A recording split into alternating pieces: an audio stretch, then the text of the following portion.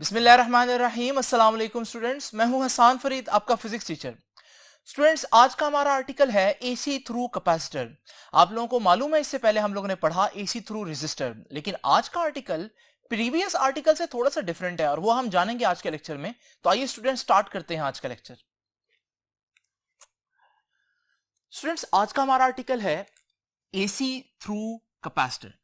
यही आर्टिकल अगर आप बुक में देखें तो बुक में इस आर्टिकल में किसी किस्म की कोई हेडिंग मौजूद नहीं है, जिसकी वजह से बच्चों को इस आर्टिकल को लिखने में बहुत मसला होता है। उन्हें समझ नहीं आती कि इसको अटेम्प्ट कैसे करना है अगर ये लॉन्ग क्वेश्चन के तौर पर बोर्ड में पूछा जाए। तो स्टूडेंट्स, यही वजह है कि आज मैंने पहले कुछ हेडिंग्स आप लोगों के सामने दे दी हैं ताकि आप लोगों को किसी किस्म का मसला ना हो इसको as a long question attempt करने में। स्टूडेंट्स, सबसे पहले जैसे कि मैंने आपको बताया कि आर्टिकल का नाम क्या है, एसी थ्रू कैपेसिटर।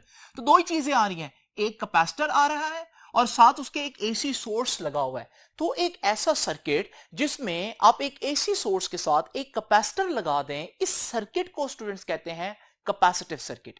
जिस तरह से रेजिस्टर लगा हो तो रेजिस्टिव सर्किट कहते हैं, बिल्कुल इसी तरह से ये कैपेसिटिव सर्किट है। सबसे पहले हमें बताना है कि आज हम कैपेसिटिव सर्किट पढ़ने जा रहे हैं। तो कैपेसिटिव सर्किट क्या होता है? It is a circuit in which an AC source, एक ऑल्टरनेटिंग सोर्स होगा, is connected to a capacitor, और वो ऑल्टरनेटिंग सोर्स जो है वो एक कैपेसिटर से अटैच होगा। और स्टूडेंट्स, इसको अगर मैं डायग्राम की फॉर्म में आपके सामने शो करूं तो कुछ इस तरह से करूंगा। ऑल्टरनेटिंग सोर्स का सिंबल आप लोग जानते हैं ये होता है, और इसके साथ मैं एक अदद कैपेसिटर जिसका सिंबल ये है अटैच कर रहा हूं, कनेक्ट कर रहा हूं। और स्टूडेंट्स, इस कैपेसिटर की कुछ ना कुछ कैपेसिटेंस होगी, इसकी कैपेसिटेंस को मैं सी कह देता हूं। ये ऑल्टरनेटिंग सोर्स है और ये कैपेसिटर है। बड़ा सिंपल सा सर्किट है स्टूडेंट्स। लेकिन स्टूडेंट्स, इस सर्किट को यानी एसी सर्किट को, ये ऑल्टरनेटिंग करंट का सोर्स है, इससे समझने से पहले क्यों ना हम पहले इमेजिन करें डीसी सर्किट जो हम लोगों ने पढ़ा हुआ है। स्टूडेंट्स, ये एक सेल है और इस सेल से कनेक्टेड आप देख रहे हैं कि हमारे पास एक बल्ब अटैच है और बल्ब जो है वो फुल ब्राइटनेस से ग्लो कर रहा है। अब स्टूडेंट्स, आप लोग देख रहे हैं करंट का फ्लो, मैं आपको यहां पर जो दिखा रहा हूं, ये करंट का फ्लो क्यों है? क्योंकि अगर आप किसी भी एक चार्ज को देखते हैं तो वो चार्ज जो है वो अपनी जगह छोड़ता है तो पिछला चार्ज जो है वो उसकी जगह ले लेता है और इस तरह से ये फ्लो चलता रहता है। अगर मैं कहीं पर भी इस फ्लो को रोक दूं, किसी एक चार्ज को रोक दूं, तो सारे रुक जाएंगे क्योंकि वो चार्ज अपनी जगह नहीं छोड़ेगा। तो पिछले चार्ज कैसे नेक्स्ट जो प्लेस है वो ऑक्यूपाई करेंगे? इस बात को आप लोगों ने जहन में रखना है स्टूडेंट्स। अब जरा इमेजिन करें कि हमारे पास इस सर्किट के अंदर ये जो डीसी सोर्स है, इसके साथ मैं एक कैपेसिटर अटैच कर दूं। अब आप लोग जानते हैं स्टूडेंट्स, ये जो कैपेसिटर के दरमियान में आप गैप देख रहे हैं, ये वो गैप है जहां से चार्ज मूव नहीं कर सकता।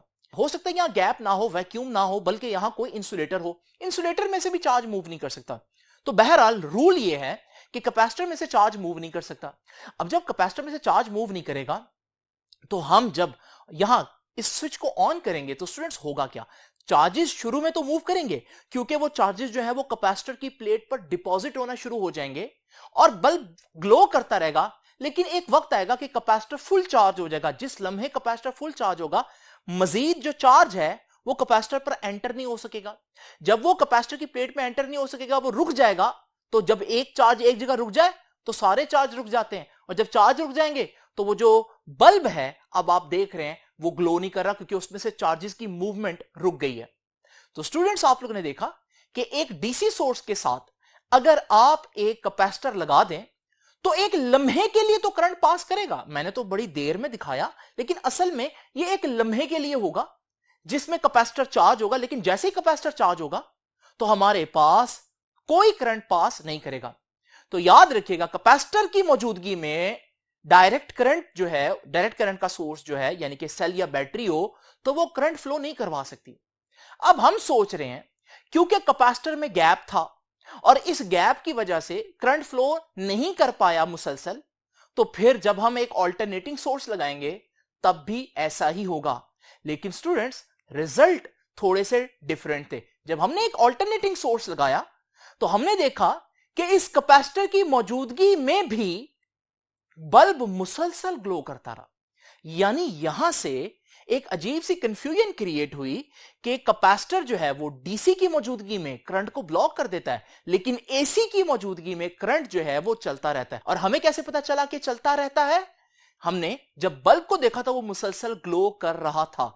यानी कि अगर आप सही बिहेवियर कैपेसिटर का देखना चाहते हैं तो फिर आपको यहां एक बल्ब भी लगाना पड़ेगा। इस वजह से मैं इस सर्किट को आपके सामने थोड़ा सा चेंज करता हूं और इस सर्किट में एक बल्ब भी एंटर कर देता हूं। यह है बल्ब का सिंबल स्टूडेंट्स।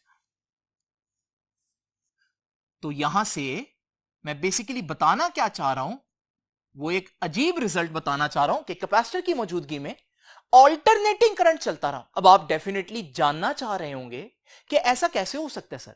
तो स्टूडेंट्स जरा गौर से देखते हैं इस बात को, लेकिन उससे पहले मैं आपको एक आम एग्जांपल देता चलूं। और वो एग्जांपल क्या स्टूडेंट्स, अगर मैं आपसे कहूं कि ये एक सर्कुलर ट्रैक है जिस पर जॉगिंग करके आपने कैलोरीज बर्न करनी है। अब आप लोग जानते हैं कि अगर आप कैलोरीज बर्न करना चाहते हैं तो आपको इस ट्रैक पर मुसलसल कई चक्कर काटने पड़ेंगे। अब स्टूडेंट्स इमेजिन करें कि ये ट्रैक कहीं से खराब है। अब जब ये ट्रैक खराब है तो आप लोग पूरा चक्कर तो नहीं काट सकते, तो क्या आप कैलोरीज बर्न नहीं कर सकते? आप कहेंगे सर कैलोरीज तो बर्न कर सकते हैं। कैलोरीज बर्न करने के लिए मोशन की जरूरत है, मूवमेंट की जरूरत है।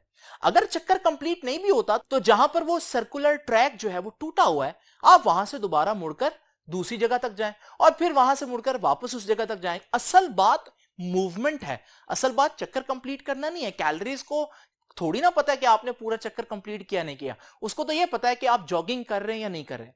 तो आपने देखा अगर आप चक्कर कंप्लीट ना भी करें और मुसलसल मूव करते रहे फिर भी आप कैलोरीज बर्न करेंगे। इस मिसाल का आज की बात से क्या ताल्लुक है स्टूडेंट, जरा तवज्जो से देखिए। सबसे पहले तो आप समझे ऑल्टरनेटिंग सोर्स क्या होता है। डीसी सोर्स वो होता है जिसमें पॉजिटिव टर्मिनल हमेशा पॉजिटिव रहता है, नेगेटिव टर्मिनल हमेशा नेगेटिव रहता है। लेकिन ऑल्टरनेटिंग सोर्स क्या होता है कि उसमें पॉजिटिव टर्मिनल थोड़ी देर बाद नेगेटिव हो जाता है, नेगेटिव टर्मिनल थोड़ी देर बाद पॉजिटिव हो जाता है और ये ऑल्टरनेट करते रहते हैं टर्मिनल्स एक दूसरे के साथ। यानी पॉजिटिव टर्मिनल हमेशा पॉजिटिव नहीं रहता और नेगेटिव टर्मिनल हमेशा नेगेटिव नहीं रहता। अब स्टूडेंट्स होगा क्या, जरा इमेजिन करें कि इस एसी सोर्स के साथ मैं एक बल्ब लगाता हूं और आप देखेंगे कि हमारे पास जो करंट का फ्लो है वो कुछ इस तरह से होगा। चार्जेस पहले एक डायरेक्शन में जाएंगे, लेकिन जैसे ही वो जो एसी सोर्स है उसकी पोलैरिटी रिवर्स होगी तो वो फौरन वापस जाएंगे, लेकिन फिर दोबारा पोलैरिटी रिवर्स होगी तो फिर वो डायरेक्शन चेंज कर लेंगे। अगर आप बल्ब के अंदर देखें तो चार्जेस का फ्लो आप देख रहे हैं, चार्जेस सिर्फ आगे पीछे मूव कर रहे हैं जिसकी वजह से बल्ब ग्लो कर रहा है। अब स्टूडेंट्स होता क्या है, आपने डाल दिया बीच में एक कैपेसिटर। अब आप जब स्विच ऑन करेंगे तो आप देखेंगे कि हमारे पास कैपेसिटर की एक प्लेट पर चार्ज डिपॉजिट होना शुरू हो जाएगा। अभी कैपेसिटर मुकम्मल तौर पर चार्ज नहीं हुआ होगा कि पोलैरिटी रिवर्स हो जाएगी और जैसे ही पोलैरिटी रिवर्स हो जाएगी तो चार्जेस वापस आना शुरू हो जाएंगे और एक वक्त आ जाएगा कि कैपेसिटर फुली डिस्चार्ज हो जाएगा। लेकिन बात यहां खत्म नहीं होगी, बल्कि चार्जेस अभी भी मूव करते जाएंगे और दूसरी प्लेट पर जाकर डिपॉजिट हो जाएंगे। तो अब दूसरी प्लेट नेगेटिव चार्ज होगी जिसकी वजह से हम कहेंगे कि अब हमारे पास कैपेसिटर फिर चार्ज हो गया लेकिन ऑपोजिट डायरेक्शन में, और फिर पोलैरिटी तब तक रिवर्स हो चुकी होगी और फिर वो सारे इलेक्ट्रॉन्स वापस जाना शुरू हो जाएंगे और फिर हमारे पास एक वक्त आएगा वो डिस्चार्ज होंगे। लेकिन ये मुसलसल प्रोसेस चलता रहेगा और कैपेसिटर ऑपोजिट डायरेक्शन में चार्ज हो जाएगा। अब स्टूडेंट्स अगर मैं इसको आपको कॉन्टिन्यूसली दिखाऊं तो ये कुछ सिस्टम इस तरह से चल रहा है। हालांकि चार्जेस कंप्लीट लूप में मूव नहीं कर रहे हैं, लेकिन बल्ब के ग्लो करने के लिए तो चार्जेस को सिर्फ मूव करना जरूरी है। और अगर आप इस सारे सिनेरियो के अंदर बल्ब को जूम करके देखें तो अभी भी चार्जेस मूव कर रहे हैं और बल्ब इस वजह से ग्लो कर रहा है। तो स्टूडेंट्स बच्चे परेशान होते हैं कि सर यहां पर तो कैपेसिटर में गैप है, फिर कैसे हमारे पास बल्ब ग्लो कर सकता है, हालांकि लूप कंप्लीट नहीं है। क्योंकि स्टूडेंट्स बल्ब को ग्लो करने के लिए लूप का कंप्लीट होना जरूरी नहीं है, बल्कि चार्जेस की मुसलसल मोशन जरूरी है। और चार्जेस की जो मुसलसल मोशन है वो इस केस में हो रही है। बिल्कुल वैसे जैसे मैंने बताया कि अगर आपने कैलोरीज बर्न करनी है तो जरूरी नहीं है कि आप पूरा चक्कर काटें। अगर सर्कुलर ट्रैक कहीं से खराब है आप वहां से मुड़कर वापस भी आ जाएं और इस तरह से मूव करें जैसे मैं आपको दिखा रहा हूं, तो भी कैलोरीज तो बर्न होगी ना। कैलोरीज को थोड़ी ना इस बात से परवाह है कि आप पूरा चक्कर काट रहे हैं या नहीं। तो स्टूडेंट्स यहां से हम लोगों ने एक बात सीखी कि एक कैपेसिटर अगर एसी सोर्स के साथ कनेक्ट हो तो बल्ब जलता रहता है और बल्ब का जलना यह बता रहा है कि AC alternating current can pass through capacitor, और उसकी वजह क्या है, हालांकि बीच में गैप है, उसकी वजह क्या है, क्योंकि कैपेसिटर मुसलसल चार्ज डिस्चार्ज होता रहता है, जिसकी वजह से एसी जो है वो इसमें से पास कर सकता है। तो मैं एक लाइन में ये बता देता हूं कि एसी क्यों पास कर सकता है थ्रू कैपेसिटर। तो AC can pass through capacitor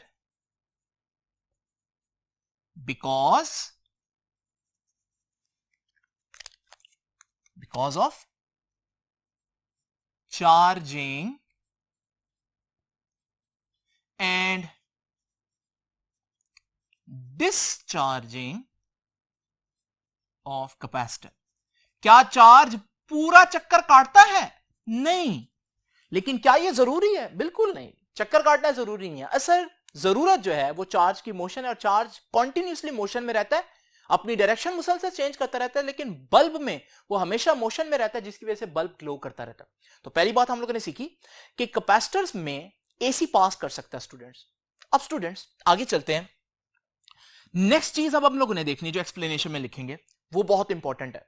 किसी भी सर्किट को पढ़ने के लिए हमारे लिए बेसिक मकसद क्या था? वो मकसद मैंने आपको बताया था, और वो था to find the relationship between voltage and current. ये बहुत इंपॉर्टेंट बात है, वोल्टेज और करंट के दरमियान हम लोगों ने रिलेशनशिप फाइंड आउट करना है। क्या वोल्टेज और करंट एक साथ बढ़ते हैं? एक बढ़ रहा हो तो क्या दूसरा कम होता है? ये सारी चीजें हम लोगों ने देखनी है स्टूडेंट्स। इसको देखने के दो तरीके हैं, यानी वोल्टेज और करंट का रिलेशनशिप बिल्ड करना है, लेकिन वोल्टेज और करंट का रिलेशनशिप बिल्ड करने के लिए हमारे पास दो तरीके हैं। नंबर वन, लॉजिकल मेथड, हम लॉजिकली देखेंगे कि क्या हो रहा है। नंबर टू, मैथमेटिकल मेथड, उसमें हम मैथमेटिकली एनालिसिस करेंगे कि एक्चुअली क्या, दोनों का रिजल्ट एक ही है, लेकिन हम पहले लॉजिकली देखते हैं कि स्टूडेंट्स एक्चुअली में क्या होगा। स्टूडेंट्स सबसे पहले तो आप लोग इमेजिन करें कि एक एसी सोर्स है और उसके साथ एक कैपेसिटर है। अब आप लोग जानते हैं कि वही प्रोसेस होगा, कैपेसिटर मुसलसल चार्ज और डिस्चार्ज होता रहेगा, और ये करंट का फ्लो जो है वो चलता रहेगा। मैं यहां दो चीजें फाइंड आउट करना चाहता हूं, वोल्टेज और करंट।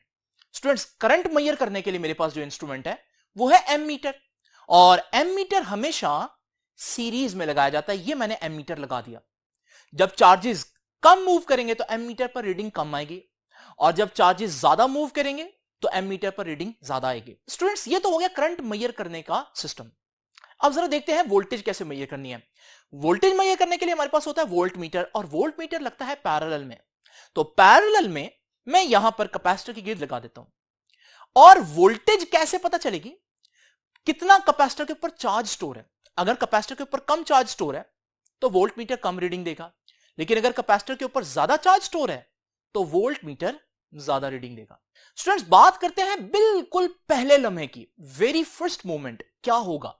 बिल्कुल पहले लम्हे वोल्टेज और करंट का क्या सिस्टम होगा, क्योंकि हमारा काम क्या है, to build a relationship between voltage and current. तो स्टूडेंट जरा तवज्जो से देखिए, बिल्कुल पहले लम्हे अगर आप देखें तो हमारे पास जो कैपेसिटर की प्लेट्स हैं वो न्यूट्रल हैं, कोई चार्ज ही नहीं उन पर। जब चार्ज नहीं होगा तो वोल्ट मीटर के ऊपर क्या रीडिंग आएगी? डेफिनेटली कोई रीडिंग नहीं आएगी। इस वक्त वोल्ट मीटर के ऊपर 0 वोल्ट रीडिंग आप देख रहे हैं। अब स्टूडेंट्स आप लोग जानते हैं कि इस वक्त एसी सोर्स का ये टर्मिनल पॉजिटिव है। ये पॉजिटिव टर्मिनल कैपेसिटर की इस प्लेट पर मौजूद इलेक्ट्रॉन्स को खींचेगा, और पहले लम्हे बहुत ज्यादा इलेक्ट्रॉन्स जो है बड़ी तेजी से दूसरी प्लेट पर जाकर डिपॉजिट हो जाएंगे। सिर्फ मैंने पहला लम्हा दिखाया आपको, क्योंकि बहुत ज्यादा इलेक्ट्रॉन्स निकले तो आपने देखा एमीटर के ऊपर भी बहुत रीडिंग आई, यानी करंट बहुत ज्यादा है। स्टूडेंट्स को अजीब बात देखी आप लोगों ने, एक अजीब बात है, और वो क्या है कि हमारे पास जो वोल्टेज है पहले लम्हे कैपेसिटर के प्लेट्स के ऊपर वो बिल्कुल 0 थी, लेकिन पहले लम्हे जो करंट पास किया है वो बहुत ज्यादा है। अब स्टूडेंट्स अगले लम्हे क्या होगा? अगर हम नेक्स्ट मोमेंट देखें तो आप देखेंगे कैपेसिटर की प्लेट्स के ऊपर चार्ज तो स्टोर हो चुका है। अब कैपेसिटर की प्लेट के ऊपर कुछ पोटेंशियल है, तो पोटेंशियल बढ़ गया, दूसरे लम्हे में पोटेंशियल थोड़ा सा इंक्रीज हुआ है। लेकिन स्टूडेंट्स आप देख रहे हैं ये प्लेट जो है वो अब नेगेटिवली चार्ज हो चुकी है, जो कि पहले न्यूट्रल थी। आने वाले इलेक्ट्रॉन्स को अब इसने करना है रिपेल। यही वजह है कि एसी सोर्स का ये पॉजिटिव टर्मिनल अब उतने इलेक्ट्रॉन्स नहीं लेकर जा पाएगा, और हमारे पास एम मीटर पर पहले के मुकाबले में रीडिंग हो गई कम। यानी दूसरे लम्हे क्या हुआ? दूसरे लम्हे जो कैपेसिटर की प्लेट्स के गिर पोटेंशियल है वो बढ़ चुका है, लेकिन पहले लम्हे के मुकाबले में जो एम मीटर के ऊपर रीडिंग थी वो कम हो गई है, यानी करंट कम हो गया, वोल्टेज बढ़ी है, करंट कम हो गया।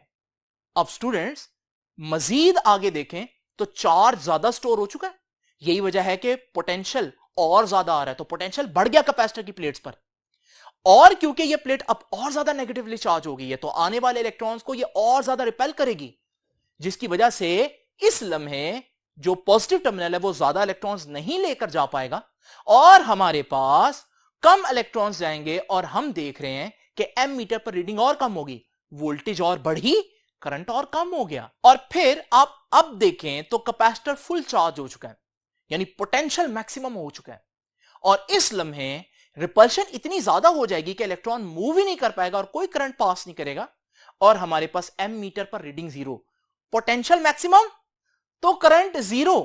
तो आप लोगों ने देखा कि यहां पर वोल्टेज और करंट का रिलेशन कुछ अजीब सा चल रहा है।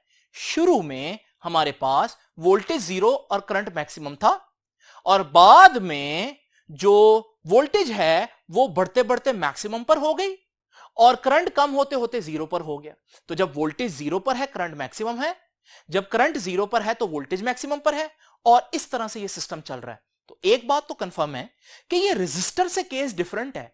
रेजिस्टर के अंदर आप लोगों को याद होगा कि वोल्टेज और करंट जो है वो एक दूसरे के साथ फेज में थे, यानी कि जब वोल्टेज मैक्सिमम होती थी तो करंट भी मैक्सिमम होता था। लेकिन यहां पर ऐसा नहीं चल रहा स्टूडेंट्स, कि यहां पर हमारे पास वोल्टेज और करंट जो है वो एक साथ मैक्सिमम नहीं हो रहे, बल्कि जब वोल्टेज 0 हो तब करंट मैक्सिमम हो चुका होता है, जब वोल्टेज मैक्सिमम होती है तब करंट 0 हो चुका होता है। और स्टूडेंट्स अगर मैं इसको एनालॉग मीटर्स में शो करूं तो एनालॉग मीटर्स में यह बात कुछ इस तरह से शो होगी। और स्टूडेंट्स एक और बात, अगर यही एनालॉग मीटर्स में रेजिस्टर में लगा दूं तो आप देखेंगे रेजिस्टर्स में, क्योंकि जब वोल्टेज मैक्सिमम हो तो करंट भी मैक्सिमम होता है, तो ये मीटर मूवमेंट्स कुछ इस तरह से होंगी जिस तरह से आप लोग देख रहे हैं। तो स्टूडेंट्स ये तो हो गया लॉजिकल वे। तो लॉजिकल वे से हम लोगों ने क्या देखा, हम लोगों ने देखा कि जब वोल्टेज 0 होगी ना करंट मैक्सिमम होगा, और जब करंट 0 होगा वोल्टेज मैक्सिमम होगी। लेकिन क्या मैथमेटिकली भी हम ये प्रूव कर सकते हैं? अब हम देखेंगे मैथमेटिकली स्टूडेंट्स, तो जरा तवज्जो से देखना आप लोगों ने। मैथमेटिकली देखेंगे तो इक्वेशंस यूज करेंगे। भाई कैपेसिटर यूज कर रहे हैं तो कैपेसिटर की तो इक्वेशन आप लोग सारे जानते हैं, Q is equal to CV। ये जो Q है आपकी बुक ने इसको स्मॉल q से रिप्रेजेंट किया, तो इस वजह से मैं यहां पर कंफ्यूजन से बचने के लिए स्मॉल q ही लिख देता हूं। इसे मैं कह देता हूं इक्वेशन नंबर 1। ये इक्वेशन क्यों यूज करनी है? क्योंकि कैपेसिटर की बेसिक इक्वेशन यही है। अब स्टूडेंट्स दूसरी बात क्या है? दूसरी बात यह है कि ये V क्या है? ये V वोल्टेज है, वो वोल्टेज जो सोर्स दे रहा है, लेकिन सोर्स तो अल्टरनेटिंग वोल्टेज दे रहा है, और अल्टरनेटिंग वोल्टेज का फॉर्मूला हम लोग ऑलरेडी जानते हैं, और वो क्या है? We know that V is equal to V naught sine theta. Students ये वो वोल्टेज का फॉर्मूला है, और इस वोल्टेज के फॉर्मूले से क्या पता चल रहा है कि जो वोल्टेज है वो साइन थीटा पर डिपेंड कर रही है। तो हम लिखेंगे हेंस वोल्टेज, वोल्टेज यानी कि V is a function of sine theta. किस पर डिपेंड करती है? साइन थीटा पर डिपेंड करती है, साइन थीटा का फंक्शन है। और जब कोई चीज किसी पर डिपेंड कर रही हो तो उसकी वेरिएशन बिल्कुल वैसी होती है। साइन थीटा का ग्राफ आप लोग जानते हैं कुछ इस तरह से होता है। अब क्योंकि voltage is a function of sine theta, तो स्टूडेंट्स बिल्कुल यही ग्राफ वोल्टेज का भी होगा। तो वोल्टेज का ग्राफ तो मेरे पास आ गया, ये ग्राफ मैं आपके सामने यहां पर ड्रॉ कर देता हूं।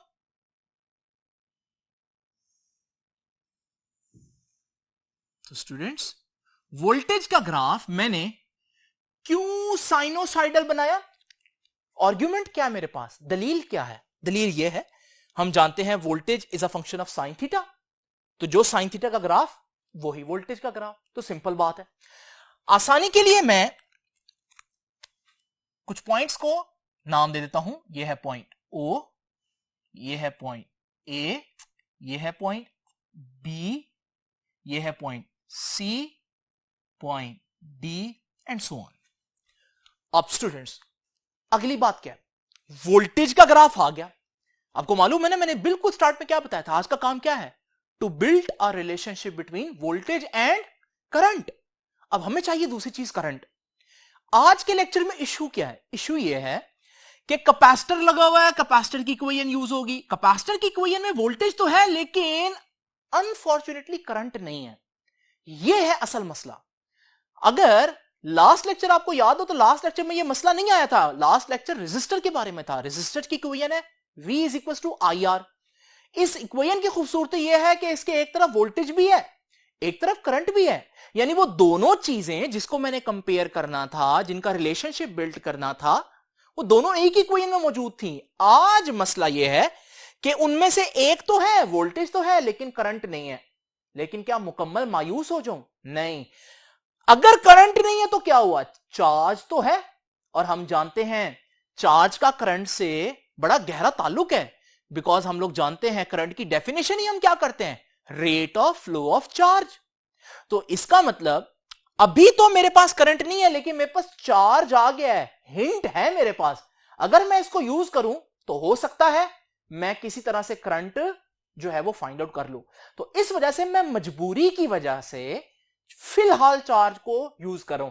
असल में चार्ज का काम नहीं है, असल हमें चाहिए करंट, लेकिन मैं सिर्फ अपना काम निकालने के लिए थोड़ी देर के लिए चार्ज को यूज करूंगा। तो स्टूडेंट्स अब यहां पर देखिए, ये जो V की वैल्यू है ये मैं ऊपर इक्वेशन नंबर 1 में पुट करता हूं। तो जब मैं इक्वेशन नंबर 1 में पुट करूंगा तो इक्वेशन नंबर 1 बन जाएगी Q is equal to C as it is. V की जगह ये वैल्यू आ जाएगी V नॉट साइन थीटा। अब स्टूडेंट जरा गौर से देखिए, अगर मैं देखूं ये दोनों चीजें कांस्टेंट है तो मैं यहां से कह सकता हूं कि Q depends upon sine theta. Q depends upon sine theta. वही बात, क्या बात भला, क्या सीखा हम लोगों ने कि charge is also a function of sine theta. Students वही वाली बात, यानी जिस तरह से voltage is a function of sine theta तो charge is also a function of sine theta. तो charge is also a function of sine theta. और साइन का ग्राफ तो ऐसे होता है, तो फिर चार्ज का ग्राफ भी ऐसा ही होगा स्टूडेंट्स। तो यहां से मैं ये जो ग्राफ है ये वहीं पर जहां मैंने वोल्टेज का ग्राफ बनाया वहां पर लगा देता हूं स्टूडेंट्स। क्योंकि चार्ज का ग्राफ भी बिल्कुल वैसा होगा तो ये देखिए चार्ज का भी, ये देखिए बिल्कुल साइन कर्व बना दी। ये जो रेड में है ये है चार्ज का ग्राफ, इसे मैं कह देता हूं क्यों।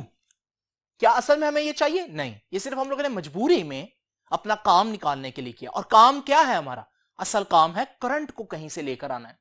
अब स्टूडेंट्स ग्राफ हमारे पास बन गया, लेकिन क्या ये ग्राफ काफी है? नहीं, क्योंकि असल काम तो अभी तक नहीं हुआ। और वो क्या है? वोल्टेज और करंट का रिलेशनशिप निकालना। ये तो वोल्टेज और चार्ज है, अब करंट कैसे निकालें चार्ज से? आइए चलते हैं करंट की डेफिनेशन की जानिब। तो स्टूडेंट्स आप लोग जानते हैं करंट क्या है? I is equal to del Q over del T. यही डेफिनेशन पढ़ी आप लोगों ने चैप्टर नंबर 13 में करंट की, rate of flow of charge. अच्छा स्टूडेंट्स, जब दो चेंजेस एक दूसरे के साथ डिवाइड हो रही हो, दो स्मॉल चेंजेस डिवाइड हो रही हो, तो हम उनको एक और नाम देते हैं और वो नाम है स्लोप। तो आप इसको कह सकते हैं ये slope of charge with time है। दोबारा सुन लीजिए, जब दो चेंजेस एक दूसरे से डिवाइड हो रही हो तो हम उसको कहते हैं मैथ्स में it is slope of charge, charge जो ऊपर आया, विद टाइम, टाइम जो नीचे आया। तो दो चीजें जब डिवाइड हो रही है तो हम ऐसे कहते हैं। आमतौर पर नहीं कहते, लेकिन ये मैथ्स में हम इसी तरह कहते हैं। फॉर एग्जांपल आप लोगों ने एक्सेलरेशन का फॉर्मूला पढ़ा, rate of change of velocity, delta we over delta T. इसको अगर हम मैथमेटिक्स के लिहाज से देखें तो हम इसे कहेंगे it is slope of velocity with time. तो स्टूडेंट्स ये स्लोप का कॉन्सेप्ट बहुत इंपॉर्टेंट है। अब यहां है असल इंपॉर्टेंट चीज, अब जरा तवज्जो से आप लोगों ने सुनना है। यह है थोड़ी सी मुश्किल बात, लेकिन अब मैं आपको समझाऊंगा कि स्लोप होती क्या और कैसे फाइंड आउट करनी है। स्टूडेंट्स अब आप लोग बहुत ध्यान से मेरी बात सुनेंगे, क्योंकि मैं अब आप लोगों को एक आसान तरीके से स्लोप का कॉन्सेप्ट समझाऊंगा।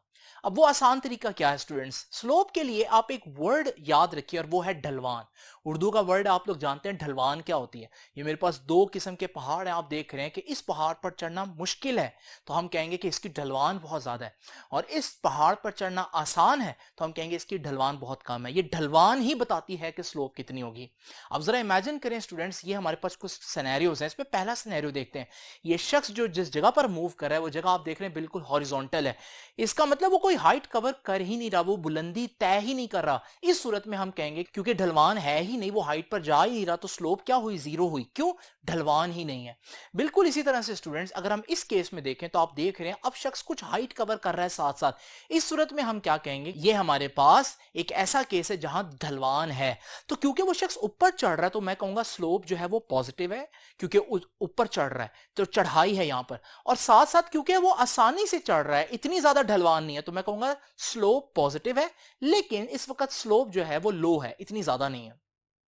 इसी तरह से स्टूडेंट्स अगर आप इस केस को देखें तो इस केस में आप देखेंगे ना से वो शख्स ऊपर चढ़ रहा है बल्कि ऊपर चढ़ना बहुत मुश्किल है, ढलवान बहुत ज्यादा है। तो इस सूरत में हम कहेंगे कि स्लोप जो है वो पॉजिटिव है लेकिन हाई है।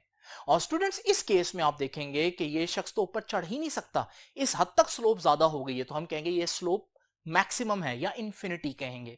और इसी तरह से स्टूडेंट्स अगर हम यहां पर देखें कि ये एक केस इमेजिन करें जिसमें वो शख्स जो है वो नीचे को जा रहा है, तो हम कहेंगे यहां स्लोप नेगेटिव है, क्योंकि यहां उतराई है, चढ़ाई नहीं है। इस सूरत में स्लोप नेगेटिव है, और नेगेटिव होने के साथ साथ क्योंकि वो आराम से उतर रहा है तो फिर हम कहेंगे नेगेटिव है और कम है।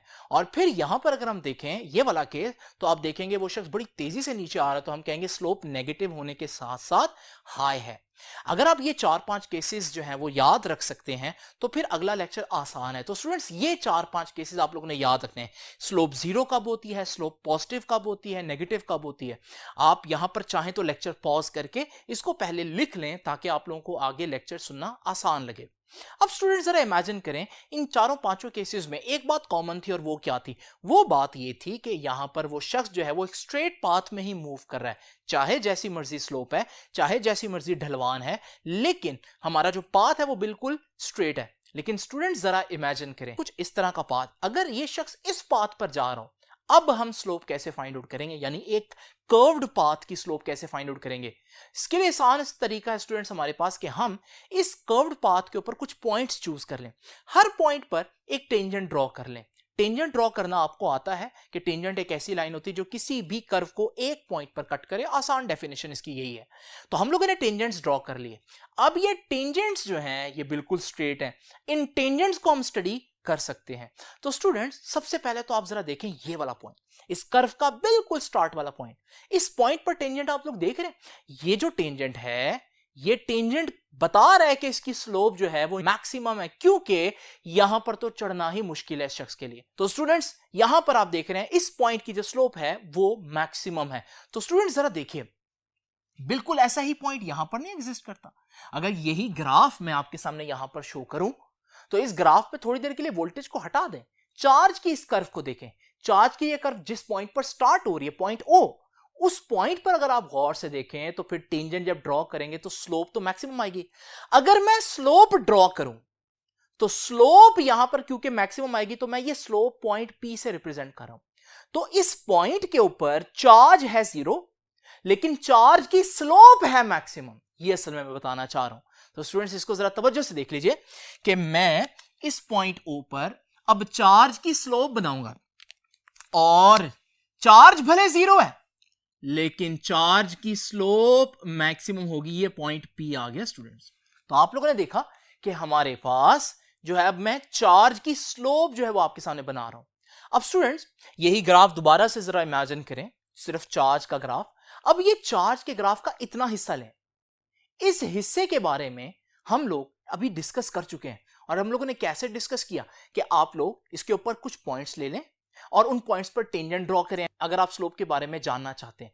तो स्टूडेंट्स जरा तवज्जो से देखिए कि ये सारे पॉइंट्स जो मैंने आपके सामने टेंजेंट ड्रॉ किए हैं, इस पहले टेंजेंट को देखें तो आप देख रहे हैं कि यहां पर चढ़ना बहुत मुश्किल है, तो हम कहेंगे स्लोप पॉजिटिव है और हाई है। इस पर चढ़ना कदरे आसान है, लेकिन है तो चढ़ना ही ना, तो स्लोप पॉजिटिव ही होगी लेकिन लो होगी। और अगर इस पॉइंट पर जो टेंजेंट ड्रॉ किया हो उसको अगर आप गौर से देखें तो ये तो कोई स्लोप है ही नहीं, क्योंकि वो बंदा बिल्कुल हॉरिजॉन्टल चलेगा, कोई बुलंदी तय नहीं करेगा। इस सूरत में हम कहेंगे स्लोप जीरो हुई। यानी यहां स्लोप हाई थी, फिर लो हुई, फिर जीरो हुई, यानी स्लोप मुसलसल क्या हो रही है, कम हो रही है स्टूडेंट्स। तो जरा गौर से देख लीजिए, स्लोप इस सूरत में कम हो रही है। तो हम कह सकते हैं जब आप यहां से यहां चार्ज के ग्राफ को देखते हैं तो चार्ज बढ़ रहा है, लेकिन चार्ज की स्लोप कम होगी, तो हम ये लाइन यूं ड्रॉ करेंगे, क्योंकि स्लोप की लाइन ड्रॉ करनी है और स्लोप कम हो रही है, और कम होते होते इस पॉइंट पर जीरो हो रही है। तो स्टूडेंट्स बिल्कुल ऐसे ही ये वाला ग्राफ का जो पोर्शन है, इसकी स्लोप जो है वो ऐसे आ जाएगी। इस पॉइंट को मैं एन कह देता हूं, तो पॉइंट एन पर हालांकि चार्ज मैक्सिमम पर पहुंचा हुआ है, सॉरी ये ग्राफ है, चार्ज मैक्सिमम पर पहुंचा हुआ है, लेकिन स्लोप जीरो पर पहुंची हुई है। अब स्टूडेंट्स देखते हैं इसी ग्राफ को दोबारा, और अब हम चार्ज के इस पोर्शन को देखते हैं। इस पोर्शन को कैसे हम इमेजिन करें कि स्लोप क्या हो रही है। तो यहां पर स्टूडेंट्स हम वही काम कर सकते हैं कि हम 3 पॉइंट्स जो है वो इमेजिन कर लें और उन पॉइंट्स पर टेंजेंट ड्रॉ कर लें। अब हर पॉइंट पर जो टेंजेंट है, अगर हम उसको स्टडी करें, ये जो पहला टेंजेंट है अगर आप यहां पर देखें तो यहां पर स्लोप जीरो होगी। अच्छा, यहां पर जो टेंजेंट आप देख रहे हैं वो शख्स जो है वो नीचे उतर रहा है, तो यहां पर क्योंकि उतर रहा है तो स्लोप नेगेटिव होगी, लेकिन क्योंकि आराम से उतर रहा है तो नेगेटिव के साथ हम कहेंगे स्लोप इतनी ज्यादा नहीं है, स्लोप लो है। अब इसी तरह से स्टूडेंट्स यहां पर अगर हम देखें ये वाला पॉइंट, तो यहां पर जो टेंजेंट है इसमें आप देखेंगे जो शख्स है वो बड़ी तेजी से नीचे आ रहा है, तो क्योंकि उतर रहा है तो स्लोप नेगेटिव होगी, लेकिन नेगेटिव के साथ साथ क्योंकि स्लोप बहुत हाई है, ढलवान ज्यादा है, तो हम कहेंगे नेगेटिव है लेकिन हाई है। अब इसको हम समराइज करें तो हम कह सकते हैं यहां स्लोप जीरो थी, फिर नेगेटिव में थोड़ी सी ज्यादा हुई, फिर नेगेटिव में बहुत ज्यादा होगी, तो यानी कि यहां पर चार्ज जब कम हो रहा था तो स्लोप जो है वो नेगेटिव में बढ़ रही है। तो जब हम स्लोप का ग्राफ बनाएंगे तो क्योंकि स्लोप अब नेगेटिव में बढ़ रही है, नेगेटिव ग्राफ नीचे होगा तो स्लोप नेगेटिव में यूं बढ़ेगी स्टूडेंट्स। तो फिर मैं इस लाइन को आपके सामने ये ड्रॉ कर देता हूं। तो ये लाइन क्या है, ये चार्ज था, चार्ज कम हो रहा है लेकिन चार्ज की स्लोप नेगेटिव में बढ़ रही है, तो मैंने ऐसे बना दिया। अब ये पॉइंट मैं कह देता हूं पॉइंट आर। और स्टूडेंट्स अगर मैं इसी ग्राफ को यूं ही ड्रॉ करता रहूं तो अब आप देखेंगे ये ब्लैक लाइन का जो ग्राफ है ये किस चीज का ग्राफ है, ये स्लोप ऑफ चार्ज का ग्राफ है। और स्टूडेंट्स स्लोप ऑफ चार्ज क्या थी, slope of charge with time तो करंट की डेफिनेशन थी। तो इसका मतलब यहां मैंने क्या किया, ये जो ब्लैक लाइन है असल में ये चार्ज की स्लोप है, लेकिन मैंने ये एक्चुअली में करंट था जिसको ढूंढा है। तो एक्चुअली में मैं चार्ज की स्लोप क्यों बना रहा हूं, क्योंकि चार्ज की स्लोप ही तो करंट है, और मेरा आज का आर्टिकल क्या है, करंट और वोल्टेज के दरमियान रिलेशनशिप फाइंड आउट करना। अब स्टूडेंट्स बजाहिर आपको यहां पर 3 ग्राफ नजर आ रहे हैं, ये ग्राफ यहां पर देखिए। अब इस ग्राफ में ये जो चार्ज का ग्राफ है ये तो सिर्फ मैंने इसलिए बनाया था ताकि मैं करंट का ग्राफ ड्रॉ कर सकूं। तो अब मैं चार्ज के ग्राफ को थोड़ी देर के लिए आपके सामने इरेज कर देता हूं। अब अगर हम देखें तो हमारे पास वोल्टेज का ग्राफ भी है और करंट का ग्राफ भी है, और मैं यहां पर अगर गौर से देखूं तो ये बिल्कुल जो पॉइंट O है वहां पर हमारे पास वोल्टेज हालांकि जीरो है, लेकिन देखें करंट मैक्सिमम पर पहुंचा हुआ है, यानी वोल्टेज जीरो और करंट मैक्सिमम पर। अगर आपको याद आया हो स्टूडेंट्स, बिल्कुल यही बात लॉजिकली भी मैंने आपको पहले बताई थी सर्किट में, कि बिल्कुल पहले लम्हे हमारे पास वोल्टेज जीरो थी कैपेसिटर की प्लेट्स के ऊपर, लेकिन बहुत से चार्जेस पास किए थे तो करंट एमीटर में मैक्सिमम आया था। तो इसका मतलब यहां पर वही बात साबित हो गई, लेकिन अब के हमने लॉजिकली नहीं बल्कि मैथमेटिकली साबित किया। क्या साबित किया कि हमारे पास जिस लम्हे वोल्टेज जीरो है करंट मैक्सिमम पर पहुंचा हुआ है, इसे हम यूं भी कह सकते हैं कि भाई वोल्टेज अभी जीरो पर है और करंट मैक्सिमम पर पहुंचा हुआ है, मतलब करंट आगे आगे चल रहा है, लीड कर रहा है करंट।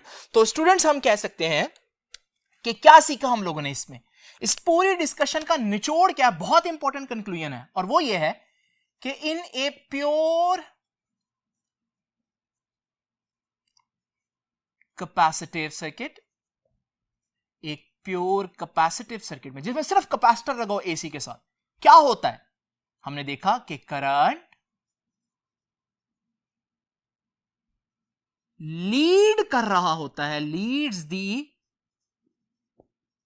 वोल्टेज बाय 90 डिग्री और पाई बाय 2। पाई बाय 2 आपको पता है 90 को ही कहते हैं रेडियन में। 90 डिग्री क्यों बोला?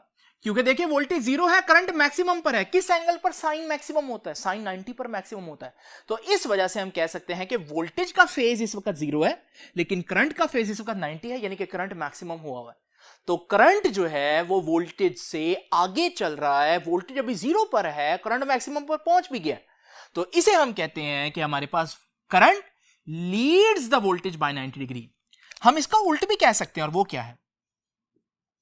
वो ये है कि हम ऑपोजिट कह दें, कि बजाय ये कहें कि करंट वोल्टेज से आगे चल रहा है, हम कहते हैं वोल्टेज पीछे रह गई है। इसको हम कहते हैं फिजिक्स में यूं कि voltage lags behind the current. Voltage current से 90 डिग्री पीछे रह गया, और पाई बाय 2 रेडियन, वो 90 डिग्री का ही रेडियन में बनता है। अब स्टूडेंट्स, आप लोगों ने देखा ग्राफ भी वही बता रहे हैं कि करंट आगे चल रहा है, करंट लीड कर रहा है वोल्टेज को, क्योंकि वोल्टेज जीरो पर थी, करंट मैक्सिमम पर था। ये वर्ड्स में भी मैंने यही बताया कि करंट लीड करेगा वोल्टेज से 90 डिग्री। अब मैं वेक्टर्स के जरिए बताऊंगा कि करंट वोल्टेज को लीड करेगा। अब स्टूडेंट्स, अगर करंट और वोल्टेज फेज में हो तो फिर मैं आपको मालूम है करंट और वोल्टेज के वेक्टर्स को सेम डायरेक्शन में बनाता हूं। ये क्या बता रहे हैं वेक्टर्स? कि current and voltage are in phase, दोनों एक साथ बढ़ते हैं, दोनों एक साथ कम होते हैं। लेकिन क्योंकि करंट यहां 90 डिग्री लीड कर रहा है, तो मैं करंट के वेक्टर को 90 डिग्री रोटेट करूंगा, और जब मैं 90 डिग्री रोटेट करूंगा तो ये जो मेरे पास चीज बनेगी, ये बता रही है कि current leads the voltage by 90 degree. वही जो बात मैंने लिखी है उसको मैं वेक्टर में यूं रिप्रेजेंट करूंगा कि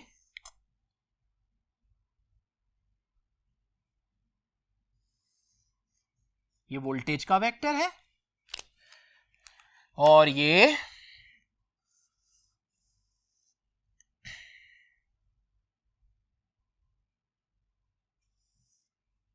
ये करंट का वेक्टर है। और आप लोग देख रहे हैं कि